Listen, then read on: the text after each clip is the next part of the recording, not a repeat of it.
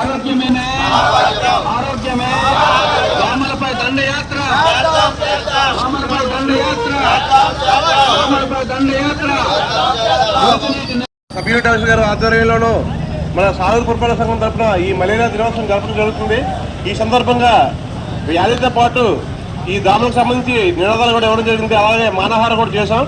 So ఈ కార్యక్రమానికి చేసిన గౌరవ కమిషనర్ మరియు సబ్ యూనిట్ ఆఫీసర్ గారికి మా మున్సిపల్ ప్రజారోగ్య సిబ్బంది తరఫున ధన్యవాదాలండి. ఇప్పుడు ఒక ప్రతిజ్ఞ ఉంటుంది. ఈ కార్యక్రమం ఉద్దేశించి గౌరవ కమిషనర్ మాట్లాడతారు. అరికట్టడానికి ఏం చర్యలు తీసుకోవాలి, ఎక్కడైతే నీరు నిల్వ ఉంటుందో ఆ నిల్వ నీరులోనే ఈ దోమలు పిల్లలు గుడ్లు పెడతాయి, పిల్లలుగా మారుతాయి. ఈ పాడైపోయిన టైర్లు, కొబ్బరి చిప్పలు, ఇలాంటి పాత గిన్నెలు ఏమైనా వదిలేసి బయట అందులో నీరు చేరితే అందులో దోమ పిల్లలు పుట్టడం వచ్చిన తర్వాత దానివల్ల అనేక దుష్పరిణామాలు ఉంటాయి. కనుక మీరందరూ కూడా సమాజానికి సేవగా భావించి ఈ మలేరియా దోమలను అరికట్టడానికి మీ వంతు సాయం కృషి చేస్తారని అందరినీ కోరుకుంటున్నాను.